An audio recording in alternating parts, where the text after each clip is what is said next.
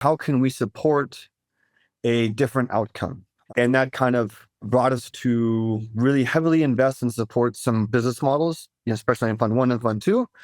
Certainly robotics was certainly, one, certainly we should be removing humans from very repetitive, dangerous tasks. That's just kind of a no brainer. As well as, there should be an elegant way to build an on-ramp to train and upskill the new labor force, because you can't put a robot in everything. You're gonna need service individuals and professionals within the industry. Hey everyone, thanks for listening to another episode of Buildings 2.0. Today I'm speaking with Adam Zobler, General Partner at Foundamental. Adam, thanks for chatting with me today. Thanks for having me. It's gonna be fun. Let's dive in. I'd rather put it on you. What's top of mind? What's top of mind? At least for Fundamental, our thesis has certainly grown over time. I think top of mind, we really kind of focus on big, hairy mega trends and very deep tissue pain points in the industry is experiencing, and those very, very, very large incumbents are experiencing on a day-to-day basis. And so, like in Fund 1, I think we really kind of identified earlier on this labor crunch, like labor, at least in the States. And I should say for the audience, like Fundamental, we're investing in 3 different markets: North America, Europe, and Asia Pacific. And I oversee North America. And like in Fund 1, which Fund 1 vintage year, which we started in 2019. And I was reading these very alarming reports of like, within a few years, by 2030, there is a massive retiree. I think everyone's known this by now, but by 40, it's about 40% of the current labor force is going to be retired. But what really scared me was, wow, there's no new lifeblood that's replenishing the skilled labor pool. Meaning the young demographics don't want to get their hands dirty, literally and figuratively anymore. You mean like Gen Z, millennials, they don't see a future where they're, getting into traditional construction? Exactly. So we started having this aha moment back in 1920 that we were going to be creating the most complex projects with the least experienced individuals, right? It's a very bleak outcome. And we're like, how do we get around that? Or how can we support a different outcome? And that kind of brought us to really heavily invest and support some business models, especially in Fund 1 and Fund 2. Certainly robotics was certainly, one, certainly we should be removing humans from very repetitive, dangerous tasks. That's just kind of a no brainer. As well as, there should be an elegant way to build an on-ramp to train and upskill the new labor force, because you can't put a robot in everything. You're gonna need service individuals and professionals within the industry. So how do you appropriately incentivize the new demographics, the young, Gen Z, Gen Y, to want to get into the space? And how do you effectively mold and upskill those individuals? And if you can kind of control or manage and orchestrate that becomes very valuable over time as that asset becomes more scarce and more scarce over time. And so like that was, that's one area we've been investing quite heavily. Anything that's anywhere around labor. Another one is, obviously the supply chain. I think you certainly, I recalled it. There's a very famous saying from Mike Tyson: "Everyone has a plan until you get punched in the face." And so like certainly the industry and its supply chains got hit in the face. And I think what there's a big wake up call was you can't be so reliant on just one supply partner.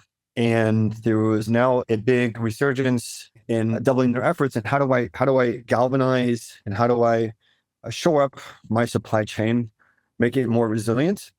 And so, there's areas that we're really looking at and very bullish on, of looking to our southern neighbors to find high quality, low cost building materials. And then as well as not only just having a frictionless, channel to discover and procure, but how do you then also distribute? How do you move those goods? Question for you is, one thing that stands out in both the labor force as well as supply chain is, so you're an investor, you're a venture investor, right? And so historically in the last 10, 20 years of venture seems to have focused almost exclusively on B2B SaaS, right? And understandably so. What you're suggesting here is pretty physical. I mean, you're talking about robots, you're talking about labor, supply chains, which presumes, how do you reconcile where we've been in the last 10, 20 years with software, and how do you think about the hard stuff? It's a good segue into, we've been putting out a lot of content about outcome as a service, and I think we may have coined that phrase. We certainly, I think we're the first to jump on that train. We were the first to notice that there's herd heuristics that don't apply to all industries. They're almost narrative violations in a sense of what I would almost ask you is as well as, like, the general sentiment is, hey, let's package this solution, this service, and the only pricing model that that should be put forth is a SaaS model. And what we've kind of found out, that was just insanity, because the AEC and S, architectural, construction, engineering, and the supply chains is project based. And if you really look underneath the hood, just look at any general contractor's P&L, right? Revenue 100%. I think their gross profit margin is 2%. I think the IT budget and spend is 2 to 3%. So if you're a SaaS business, if you're a company and your pricing methodology is SaaS, selling into those type of those ICPs, those users, it's almost you're down on arrival, right? And so you should be essentially providing a service that's already buy ready. These companies are already purchasing the outcome, right? So it's already a buy ready market, and so essentially you should be offering that service. I'm going to be the subcontractor. I'm going to be the the fulfiller, orchestrator of building that wall. Say Monumental is a very good example of a portfolio firm of ours. Essentially, they are going to doing the bricklaying, right? I'm going to take ownership and responsibility and orchestrate that element of the build process. And that chunk is 50 times greater than a SaaS, like a SaaS oriented solution. And so, like, that was kind of a big aha for us. And I think a lot of people still haven't really figured that out. And I really, I hope the founders who are listening to this, if you kind of hear the brute force advice from other investors, hey, we should do SaaS, it's because they only know SaaS. And I'll give them that out. But you should have some empathy of how this industry has been buying services for the last hundreds of years, right? And also look at the P&L structure. It just doesn't work. Just organ rejection. So point me to one firm that's a multi-billion-dollar firm that's doing only SaaS only subscription based revenue in our space. There's zero. So we saw that a while back, and we feel quite heavily that it's service-based business, so pretty much orchestrate accordingly. Yeah. I relate to this intimately because I find such a discrepancy between what my customers tell me on a day-to-day. In this case, we're selling into VDC managers, BIM managers located within architectural engineering construction firms. Yep. And of course there's nuance here, but you nailed it, and your team nailed it, I think, more elegantly than anyone I've heard, which is, the AEC is very much project-based. Like, they are at the mercy of their next project. And so there's a misalignment between signing a subscription, however long that cadence is, relative to how they're actually spending money. And those two things don't necessarily jive. Now, I think the last wave of, I would consider, prop tech is trying to force a model that we're straight up hearing, like, please do not sell me my 17th subscription, some tool that now I need to onboard everybody else again. Yeah. And you actually really, you said it perfectly. The business is, it's really focusing on delivering guaranteed outcomes, right? And you have to meet those schedules, and so, and you have to take responsibility of that. And so it just doesn't make sense to, the old saying is, like, if the wheel's not broken, don't fix it, So, like, it doesn't make sense to then try to force feed relatively an offline antiquated market or industry and try to force sell a new technology in a different format and in a different pricing format and methodology. You're going to have a long sales cycle. It's just going to be a long slog. Let me ask you this. You have the advantage of looking not just at North America, but Europe and other parts of the world, given your team is global. Do you find that there's regulatory reasons why certain countries or states are moving faster than others? You have that kind of advantage of that global perspective. I'm just curious if you're seeing trends across geographies that are allowing us to move faster in digitization. Digitization, maybe in the sustainability front. When startups start, there's a mountain of risks, right? You have team risk, you have go-to-market risk, you have customer risk. I mean, there's thousands of, amount of risks, right? We start layering on an additional unnecessary risk of regulatory risk. It's almost kind of hands off, but I know, and I know that's not, how you're packaging or asking the question, but there's some industries or some regions that are a little bit more fertile ground for growth for some solutions. And I would say the sustainability market, I would say Europe is, I think, ahead of the States. I think that the States is like rushing ahead. You're seeing some states starting to like kind of push the movement. We made a couple more investments in Europe within that space. Enter being one, Loon another. We made an investment in the States called Tangible Materials, and that's helping architects, owners, designers to effectively find healthier building materials. So you're not focusing on brownfield, you're focusing on greenfield new properties, and that should reduce, because you can probably attest to this as well, especially in the design and architect space. You're almost reliant on consultants, and the consultants basically are they're not very efficient with time, and so they're going to end. The incentive structure is obviously going to work against you because they're very expensive. And so if you can adopt a more digital solution to assist, identify, and then kind of put those building materials in the spec, I think that's going to be win-win. But high level, I think Europe's a little bit more ahead than the States in terms of the broader kind of sustainability. Yeah. Paint the future for me. So you've mentioned the focus on robotics, decreasing workforce, increase in investment in robotics, the importance of supply chains and unblocking those. These are all in efforts to bring some future to life. What is this, in 5 years from now, if we're successful in investing in robotics, if we're successful in kind of unblocking supply chains, what does this mean for construction? What does this future look like? I mean, a lot rosier than today, I can tell you that much. The construction space is 11 trillion by spend, right? And it's like 8 trillion of waste. Like it's in the enormous amount of waste, of inefficiencies is just mind-boggling. We did this when we first started. If you really chart, the efficiency gains since 1990, all the industries, agriculture, manufacturing, I mean, we're talking triple-digit growths, up and to the right. Construction has gone negative, right? And just to underpin this, 1 in 14 people, are in the trades. So that was kind of a very part of the genesis story of like why we started Foundamental, because there was such a white space. It's a massive space, no innovation, so much waste. Every project is going over budget. It's going over schedule. It was just kind of like, it was a head scratcher, and it was just a wide open space. Everyone, it's yours for the taking. For founders who are listening to this, it's a massive opportunity. And you can almost say, if I wanted to take a more of a spicier take, those big incumbents, those who shall not be named, who have like a more of a design space, who have like a chokehold on its users. I mean, you look at some of those solutions, like it's, they don't innovate in-house. They innovate by acquiring. And, the old saying is like, your margin is my opportunity. And there's like a huge design stack that is up for grabs.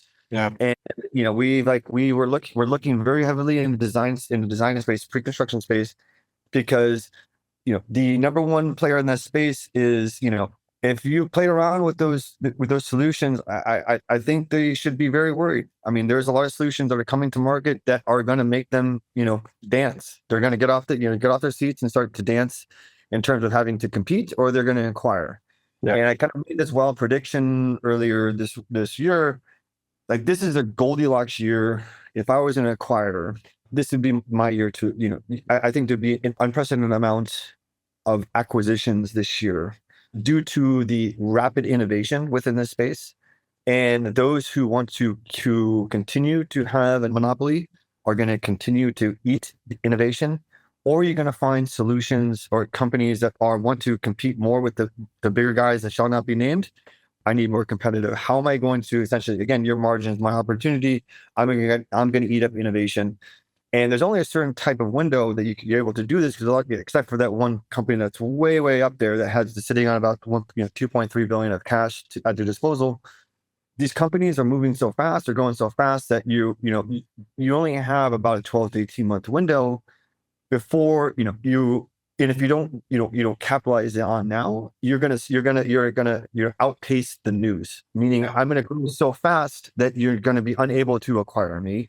Yeah. And also you have this fear and uncertainty and doubt that a lot of these corporations are going to probably use to their advantage. Hey, the IPO market's not there. We'll kind of give you a fair offer. So there's a lot of things at their disposal that I think is going to play into that prediction. We'll see. It's almost kind of like the Yahoo's moment. Essentially, like they're failed, missing acquiring YouTube or Facebook, and that's what essentially was the last straw that broke the search war against Google.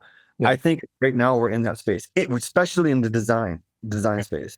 So I don't know if this is a hot take or not, but I've sitting on the other side of the table as a founder, if you have a hunch and you're going after a really, really big company and like that's the incumbent, my hunch is that in order to dethrone, or rather to just start to provide some competition in the market, my guess is you actually have to figure out the unit economics really, really, really, really early on. Here's what I'd say. Could you raise money? Could I go out and raise venture? Yes. It puts pressure on me to grow really, really, really fast. Mind you, a lot of these really big companies, they're gonna. Well, but I have to remind myself, they haven't been around for 5 years or 10 years. They've been around for 2 decades, 3 decades. The challenge, I think they were formed in like 1980. So like they have a chokehold. Like we're talking entrenched as entrenched as you can get. Right. So as a founder, here's the competing incentives that I see on the front lines. There's a big problem to be solved. I go out and solve it. One approach. Do I go out and raise venture? I prove the problem is big enough. I have a good solution. I've got some traction. I go raise money. And then, there's certain incentives, right? That VC has, right? Grow and grow really, really, really quickly, like all costs. And ideally don't stop growing. Now, that's fine. It's worked for the unicorns. But the reality is, like, let's be honest, like Apple's been around for what, 40 years? Autodesk, what, 40 years? I mean, we're talking decades long challenges and we're measuring success in 5-10 year increments. That's way too much pressure for any company. Even the largest companies in the world didn't figure that out. So my approach is, if you can manage, like every other company in the world has to manage, figure out the unit economics early, because what it's going to do is, sure, while raising money is a part of that financing strategy, if you're able to continue to exist, if one of those big players comes and approaches you and gives you a crazy acquisition offer, which everyone ultimately has a number, ideally you could fend them off because you've either diversified, you can self-fund, and like you said, you've grown so fast where you're now no longer acquirable. Now, the challenge is getting past that stratosphere of like becoming no longer acquirable. Yeah, exactly. It's a very difficult thing to do. I would even say even before that is like it's almost a cautionary tale or just a tale to any founder that wants to get into this space. From when we first started, like you need to have, especially in this space, you need to have empathy of the industry that you're building in, especially our industry. Right? I mean, that's step one. Yeah. And that kind of like that layers on to pricing, right? Secondly, if you find customer love and if you have a 10x, better product, you'll be surprised of the level of conversion of users. And we've kind of seen this play out. It's going to get to a point where a lot of the incumbents are kind of, keeping their, one eye on some of these big, these innovative companies, and I think they're kind of resting on their laurels that, that can acquire you at any point, but they don't understand like these products being fielded are like not 10x, like 100x better. Like it's just like, and so once you have that floodgate open, it's almost parabolic. I mean, you're going to be like, it's like 90-degree curve. Yeah. Of course, yes, they can still be acquired. Well, I would add to that. I would say to one thing is just getting out of the stratosphere of not being acquired. I think that I guess, again, I don't know if this is a hot take. My hunch is specifically within the built environment space. So, and everything that surrounds a prop tech, context, service providers, I think mostly everything is going to sway towards services. Oh, 100%. I mean, without a doubt. I mean, Which presents a challenge, because if you think about the incumbents today, they've made their being off software tooling. Now, my hunch, and I could be wrong, is these companies are going to be very slow to want to embrace. They want to shed services and keep the high margins.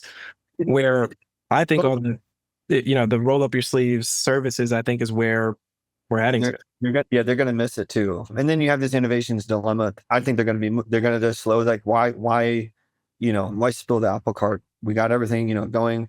So easy to lie to yourself.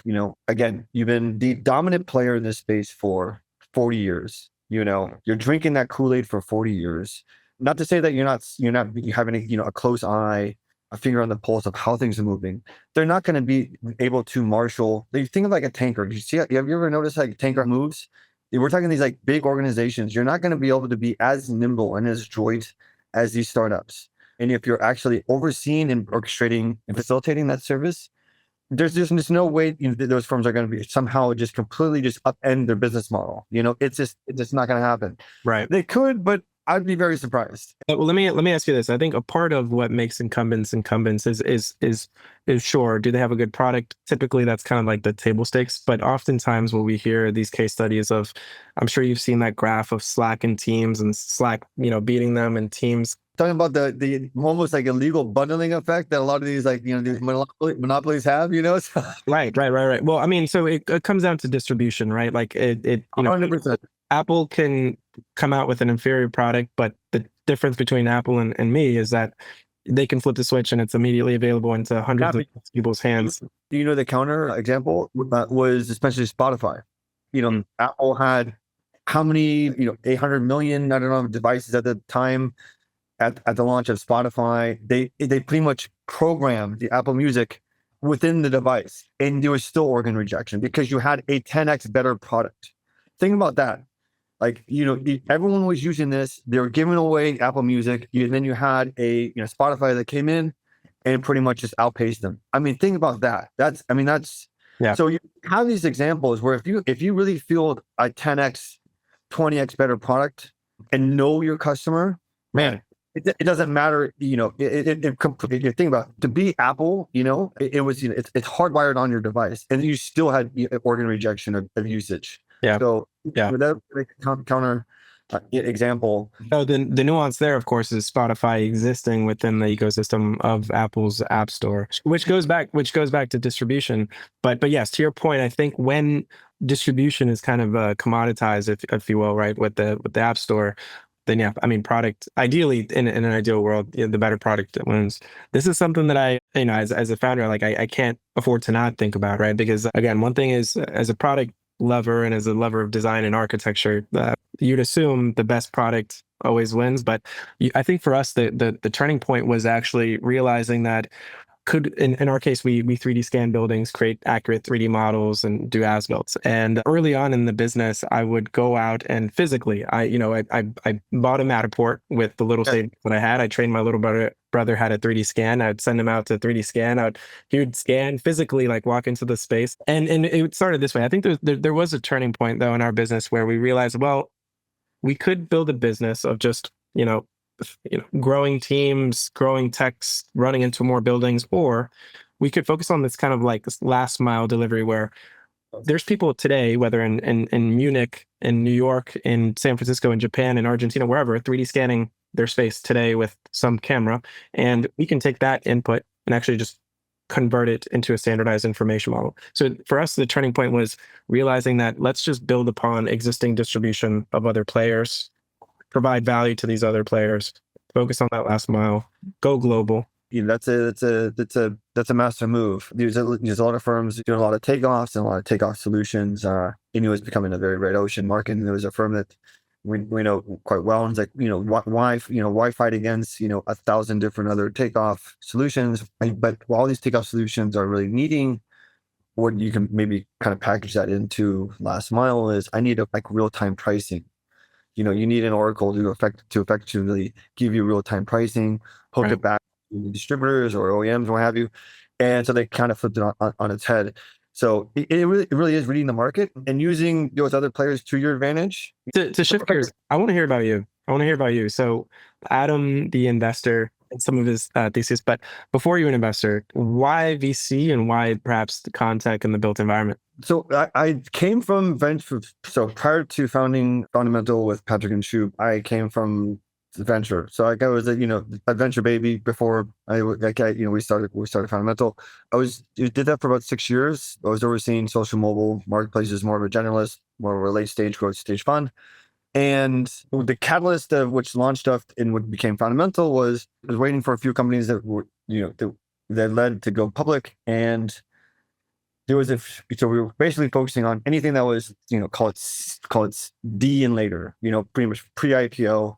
But there's a few companies that we kind of engaged with and supported that was earlier on, and there's like one or two that kind of I really fell in love with working with those founders, because it was way messier, but it was that's where you found where the magic happens. And so I know that sounds very trite and cliche, but it really, really happened to me. And so when I was waiting for these companies to go, it was one being Spotify. We're waiting to go public, and I wanted to do something new. I only knew I wanted to do something earlier stage because, man, I want to be in the trenches with those founders because it's messy, it's chaotic, but you see the magic unfold, Right. and you feel the momentum. It's palpable. You can cut that with a butter knife. Yep. And so I didn't know what to stick around. I didn't know what to do, and it was a mutual friend who had made a recommendation to take a flyer and meet my now partner Patrick, and he's like, "What do you think about construction? What do you think about venture being applied to construction?" And I kind of inwardly giggled. It's like, that's an oxymoron. This is like 2017. I'm like, there's no market. Literally, I haven't seen, maybe one or two, like there's literally no market. But then we started like really peeling back the, layers of the onion, so to speak. And, to our earlier point, it was like, listen, it's 11 trillion, by spend, 1 trillion, by waste. It employs 1 in 14 people. There has been zero innovation. There's really no people that are no funds that are really kind of investing at scale and doing it at global nature.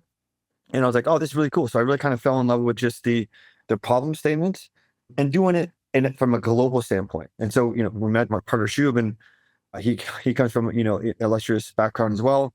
And I think in order to do it, and obviously I'm biased, is if you have the advantage of investing in 3 different markets that works to your advantage, and you see pattern recognition, and you can use that to your advantage, and you can kind of move the Eye of Sauron from models that you've seen work in some areas. You see the ingredients or variables that made those models kind of go parabolic, and it kind of helps shift and look for similar models, similar teams in different markets. But for me, I didn't come from construction.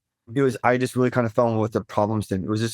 It was like basically Enigma wrapped in a Rubik's cube. It was like, why is there no one like really spending like a lot of time thinking about this? It was just like, what, it was just, the more and more we dug in, it was just like, it was almost like, every check in a box of, why would I want to invest into, the next, 100th, a social, company. That's boring, so it's like, do you really want to do something meaningful that really rises a huge tectonic industry that can make a difference, and, make a difference to those founders that, have, the guts and the courage to found in this space? That kind of did it for us. And so like, we kind of, planted our flag, and I think we've done, a good job thus far, and we remain to hopefully do so in the future. So that was kind of the, long story short, but that's pretty much the genesis story.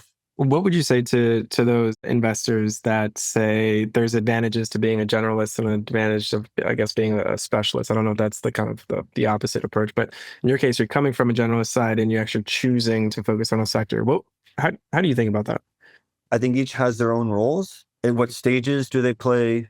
I think a lot of I would actually ask you this, how many times have you heard a investor say, we're add value, we're an add value investor, define that for me, please. How, it almost becomes laughable. Oh, I can list out the value props. I actually have a running Slack channel of just screenshots that I host for myself of like the cold emails we get. And it's almost like formulaic about, adding value, and, we've got a crazy network. We invest in B2B SaaS. Here's other companies we've invested in. It's almost like the value prop is it's commoditized. 100%. And so Yeah. but everyone's got a network. I mean, our LPs are all multinational corporations, and that was by design to help us get up to speed. But it's not like, hey, we use that as a lure to like, hey, you get to meet our network or what have you. Certainly you can if you want, and it can help like refine and perfect your product or solution. How I look at it is, we're kind of living, breathing in this trench for about, call it 6 years. So there's like a lot of knowledge that we've earned that we can then offer a portfolio founder versus, and not to throw shade on a generalist, but they're doing one investment per year. And so it's almost like, and if I wanted to paint a very visceral picture, it's like you're at the field of war and you have this general is very scarred up, and he's got scars over, and he's been in battle for a while, versus someone who's right out of grad school and he's going to open up his textbook and be like, hey, this is how we should be doing it. It's like it's a clear, it's like, do I pick option A or option B? You know what I'm saying? So I think the real value for like the venture investors, whether it's generalists or specific or sector specific like ours, is you should be collapsing those expensive earned learnings to very inexpensive ones, right? And that comes from like earned knowledge.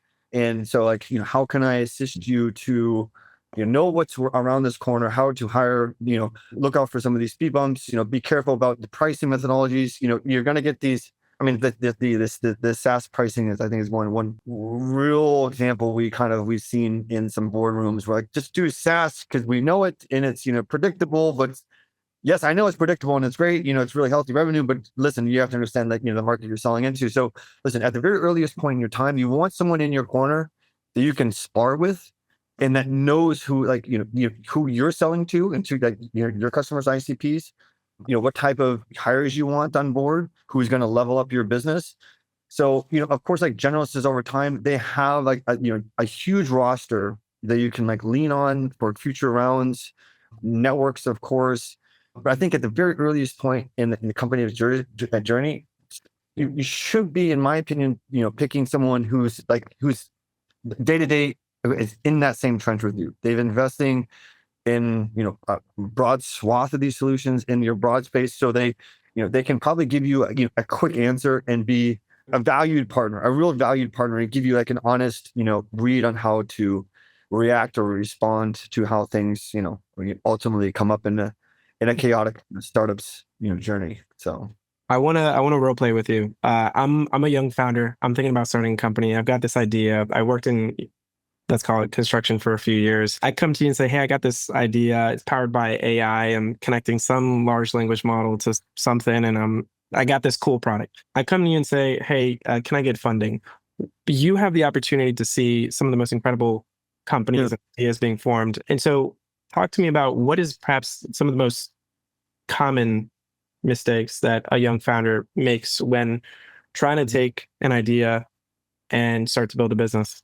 yeah, it's almost like, I think the number one, misstep that I see is, you're working in a vacuum, and you can apply that to anything. It's like, if I'm going to create this very sexy, flashy, bell and whistle, and I spend, months, maybe a year, lots of capital, maybe. And then I go and try to, sell it, and I figure out, wow, this is exactly not what the market needed. It's like, wow, you just wasted so much time and energy. I would say just listen, whoever your ICP is, go and meet them on a day-to-day basis, right? It's, the old saying is like, listen, your either product and your product roadmap is often in the minds of your earliest adopters. So go and talk to them, and they will help you refine your product, your service, your go-to-market channels that you're going to leverage and utilize and exploit. Don't work in a vacuum in an ivory tower. And, because what I've seen often is like, oh, I'm going to do this AI. I'm working from a distance. I'm from outside in from a distance. And I think I think there's going to be product market fit without even speaking with anyone in a space. Wow. I'm telling you, it's a waste of your time, and it's going to be a waste of everyone's time, and everyone's money.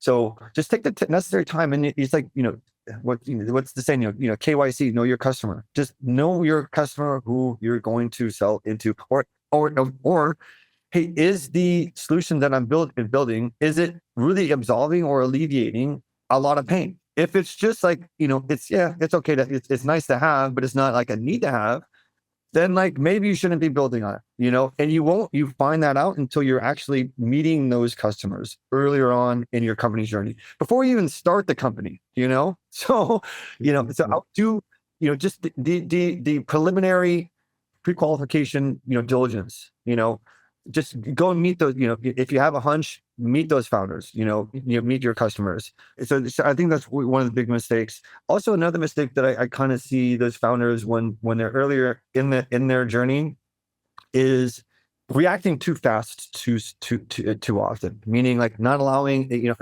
allowing it to kind of really play out, right?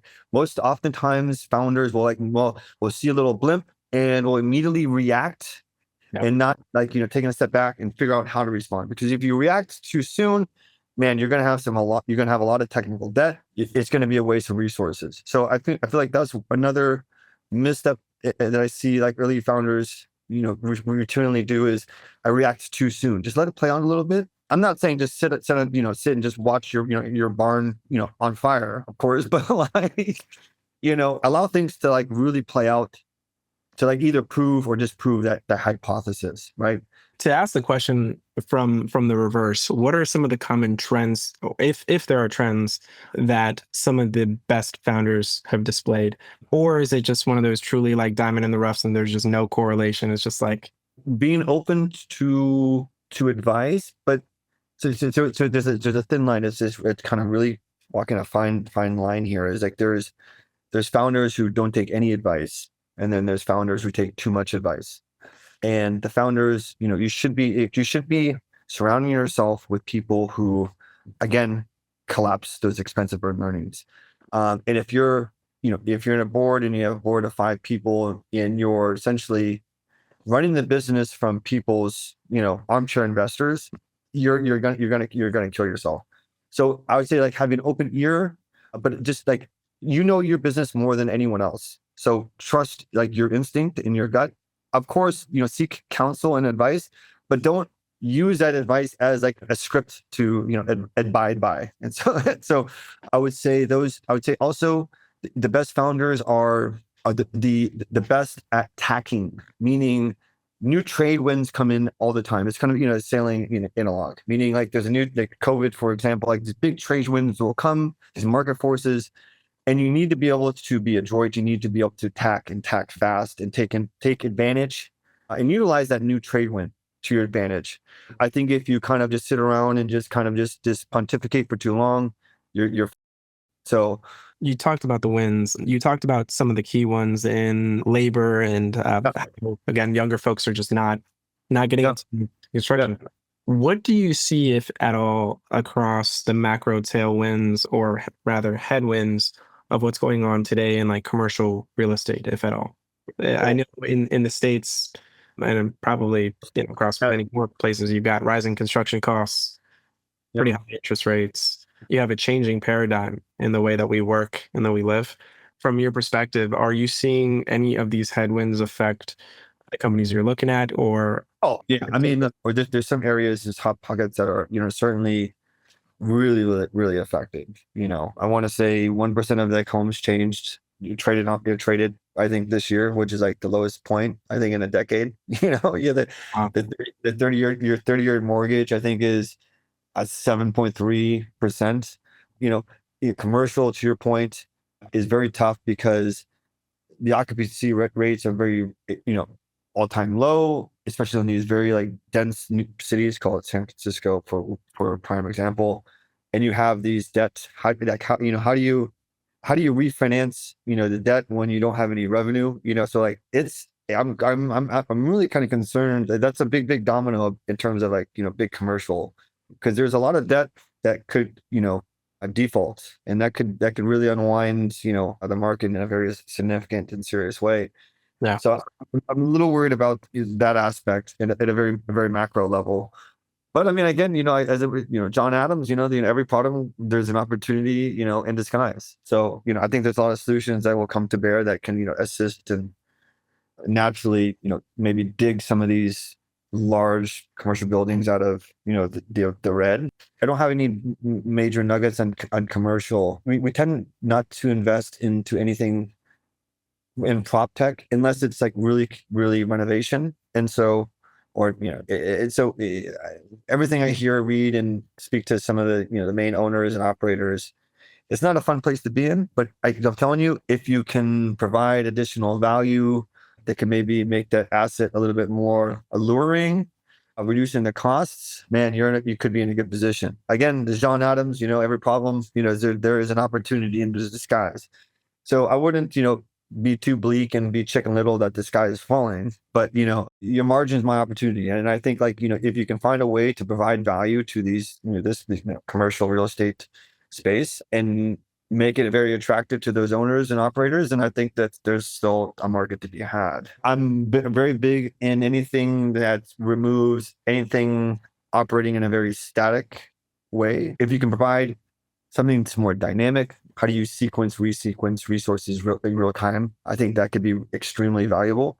You can't do that without having, a bird's eye view of like what's in the building, shifting resources dynamically. I think that's going to be, real value, I think, long term. The reality is that I think with these, various headwinds, you nailed it. I mean, the reality is that we're having to reconsider, reimagine the value prop Exactly. for folks in trouble. Yeah, exactly. And I think if you do it right, that opportunity is massive. Like it really is. I mean, the space is massive. And if you do it right, man, again, it's all about, knowing your customer. And if you field a product or service that it's really going to absolve a lot of pain, you're going to find a crazy amount. And once you've experienced that, man, that's probably the best feeling on earth if you're a founder. I wish that for everyone, yourself included, who's building into this space. So, because the industry needs it. Well, that's a great way to leave it. Adam, this was extremely fun. For folks that want to follow you, where should they look? Foundamental.com, or if you want to shoot me an email, it's adam@foundamental.com. And please reach out. Love to meet you. So, love it. Thanks, Adam. Love it. I appreciate it.